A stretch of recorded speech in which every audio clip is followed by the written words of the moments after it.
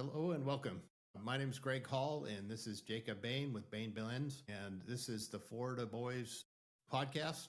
And this is our first one, so that name will probably change. But what we're here to do is to talk about our companies and the beard community in general, and hopefully to educate you along the way. So, Jake, why don't you go over your company and why did you start it, and what do you bring to the table? Hey, thanks, Greg. Uh, well, to start off with, the company got started in September of 2023, and it evolved from a need that arose in our family during the COVID experience that we all dealt with. My wife was dealing with some pretty severe eczema issues with her hands, and I had a really bad case of rosacea on my face. And we ended up at a beautiful little town north of Blue Ridge, Georgia, called McKaysville. And the town sort of goes between Georgia and Tennessee. In fact, on the way there, you'll pass into Georgia and down to Tennessee, into Georgia, down to Tennessee. But it's a beautiful little town, and the apothecary resides on a beautiful piece of property with orchards all around it. Beautiful place. So we walk in and we're looking for some breathing treatments or whatever because of COVID going around, and we're trying to make sure that we're keeping our immune systems up to date to COVID, and everybody's immune system is being compromised from everybody being on lockdown for however long that was going on.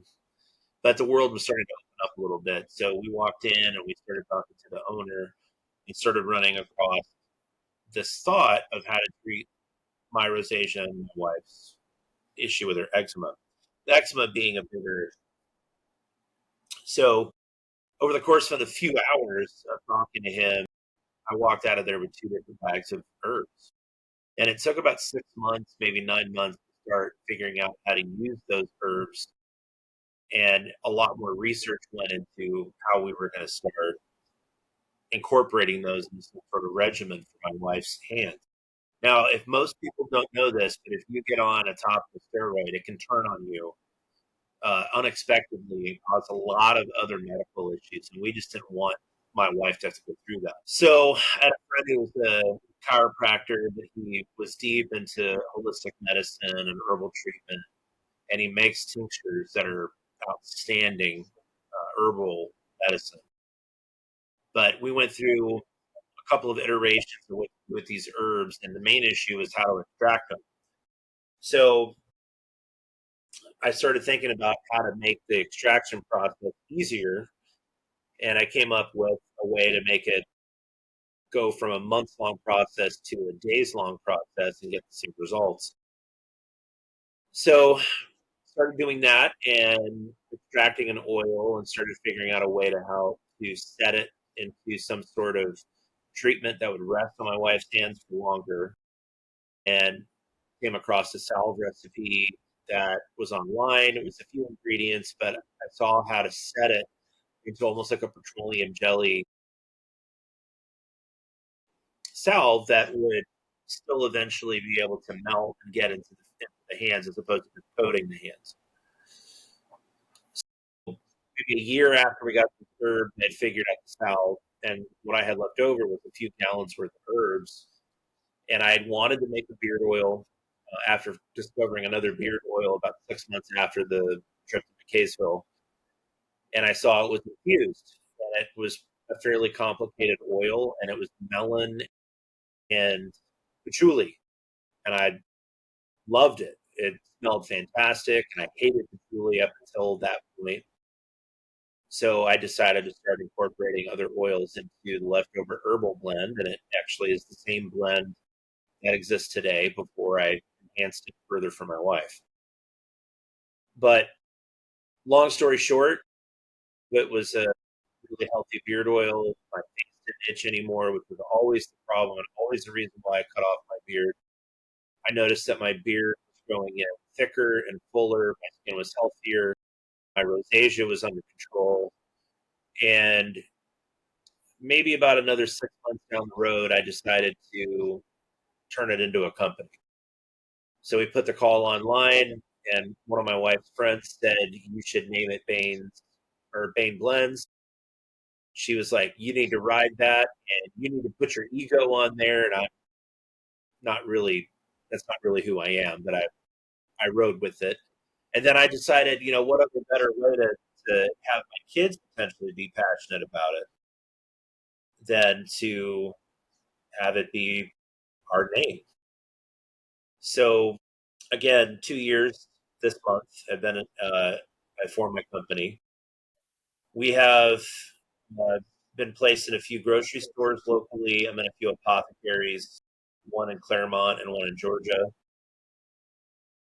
And got established with the bearding community in February of this year, where I've met absolutely incredible amounts of people.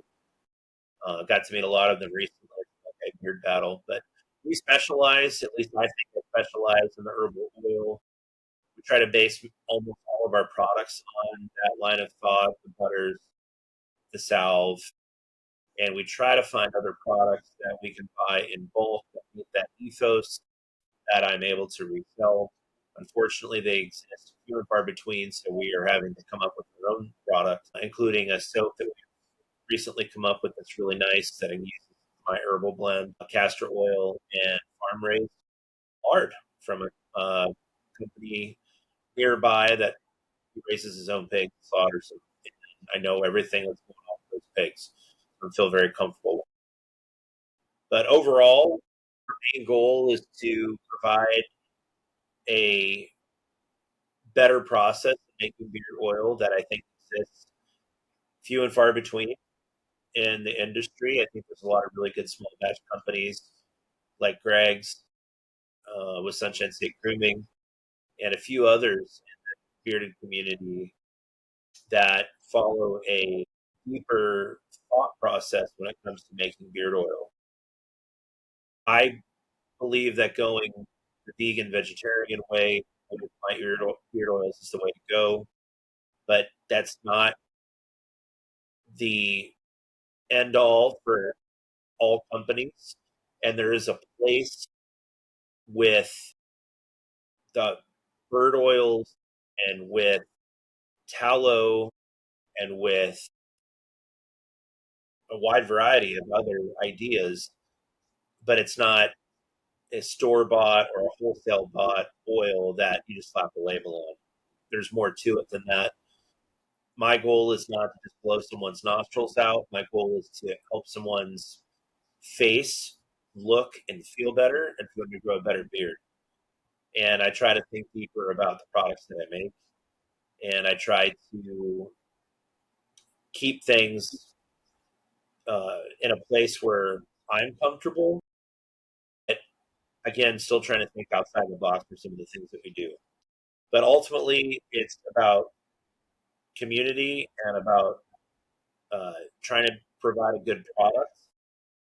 Ultimately, delve into the reasons why we do it is to help with mental health and men's health and to help treat issues people are having in a way that's different than most companies today would think about. I want my beard oil to be able to go on a spouse's hands or a dry spot on her face just as much as I want it to go on her husband's or boyfriend's beard. And I would like for her to be able to reach for that bottle just as much as he does. But that's the company part of it. I'm married. I've 4 children. Been married for 17 years. My children are 17, uh, 14, 10, and 8, and we reside out of the Bradenton area of Florida, a couple hours away from Mr. Greg from Sunshine State Grooming. That's all I got. Okay, so I'll do a little bit of the same for myself. Awesome. So, my name's Greg, and I run the company with my wife, mostly me, but my wife is definitely in the background giving me a hand. And I started out buying different products from different companies and enjoying it. And I'm one of those guys that have always enjoyed making things with their hands. So I always, I make my own corned beef from scratch, things like that. So it became a challenge to me to create the beard oils like I was purchasing. And so I bought some oils and I messed around with it and came up with some blends, and I started giving it away to friends, and they were enjoying it, and it seemed to do well for me and for them. And I talked to a couple of the company owners and sent out some samples to them, and they agreed that I was putting together a quality product. And so then I started looking into scents and learning how to put those together and how to conform to IFRA. And then when we moved from California to Florida, I decided that that was the timing to open up the new company. So February was when we opened up. So I'm about 18 months behind Jacob as far as timing goes. But we've been getting some good reviews, and the people that have been using the product seem to enjoy it. It seems to work well. I don't infuse the oils. I'm using just standard oils, but it's a well blended group that helps your hair, helps your face to grow and to maintain your natural oils and stuff. So I'm purposely staying small until I can't stay small anymore, trying to just come up with new scents, new products as we go along. But everything that I make will be made by hand. I'm not going to buy something and white label it. It's my passion is to make things from scratch. So that's where I'm at and where I want to go. Currently working on deodorants to add to the lineup, which is actually it's not difficult. It's just time consuming because you make a small batch and then you got to test it and try it and sample it out, and then you got to make the changes and you got to test it and try it and sample it out, and it just takes time to develop products. So I'm not in a rush, but when I have something that I think is worthy, it'll see the market. And so that's kind of where we're at, and we're looking to grow, we're looking to have fun, and we're looking to support the community. So we'll talk more about that later. Yeah, I forgot to even mention that too. I think the overall, and I think you and I would probably agree, is that we don't want to be the status quo. We don't want to just throw some stuff in a bottle and ship it out.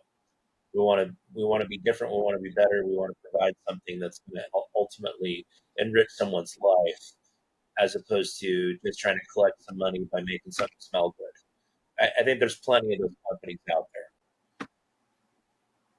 Yeah, and I think there's a lot of great companies out there that are making a lot of great things. I mean, I'm a consumer. I buy the other products. I'm a firm believer that a healthy rotation of different companies and different blends is good for your face, good for the hair. So while I make my own stuff, I don't use it 100% of the time because I want that rotation. I just recently bought some of Jacob's stuff and I'm really enjoying it. And I enjoy yours as well. Even your leather. I don't like leather. I gotta applaud you on that one. It's really nice. So nice. Thank you. And so, like I say, it's all part of the community. It's all good growth. It's all good. I'm currently working. I just got two projects that I'm working on right now. One of them is a beard oil that we're going to do for a recovery group in Birmingham, Alabama, and they're looking to raise some money and to provide products for the actual guys that are in recovery. And so I'm working with them on developing that. And those are the kind of things that I think that the beard community can do to reach out and grow and support the world at large. Yeah, I agree that there's definitely a lot of opportunities for supporting organizations. It's funny, like my aunt was the stop loss officer for Goodwill, and it has made me very jaded towards a lot of charities. You see how much waste happens and how little sometimes the charities put back in. Back when we were up in the Buckeye Beard Battle, there was the combat to kayaks. And when I met the individuals in charge of combat to kayaks, I had a conversation with them about my trepidation over certain charities. I said, everything goes in, right? And they said, yes, we don't take a paycheck from them. And I said, good, because that's the way it should be. Or at least a minimal paycheck just so someone can be able to continue to operate doing the charity. I've had some really good friends go into the Salvation Army and have their lives turned around. And I know that there's some charities out there that do a lot of great things for people. And I think that's something that has maybe been a missed opportunity to this point for me. And I think it has a lot to do with the initial investment into what I am building for my company, given that like I'm still trying to get back to where I can start breaking even a little bit every month because I don't, because I do want to give back. And I think that's an opportunity that I really want to discuss with you further is how do we help men or even ladies with providing them with some sort of product that is going to get in their hands and it's going to do them some good. And I do want to explore that a little bit more because it's something I think I've been lacking. And it's not for not wanting to do it, right? But you know, small company, I already work 40 hours a week for my normal job, and then I probably put another 40 hours a week for the business. And I got 4 kids, and I got a wife, and I have bills to pay, and it's you know, I've been pretty generous with my stuff so far, but I want to do more. And we have a fairly substantial homeless population around us. A couple of times driving to church, I noticed that quite a few of those homeless guys have beards, and quite a few of those individuals that are down there probably need some toiletries, probably need some deodorant, some things that can help them feel more like a human being that people don't look past all the time. And I think it's something I want to explore a little bit more. So I'd like to hear your thought process on that.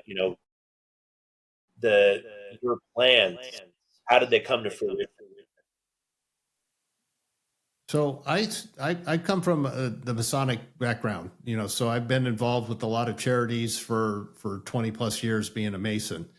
And so when I started the company, I made a commitment that a dollar of every product was going to go to a charity. And so I built that into it and started from day one. And then, like I say, that this happened, this recent one just was, I was making a collaboration with a guy that wanted one. And so he hooked me up with his buddy that wanted to do this thing for the Birmingham Recovery Group. And so I was, happy to do it.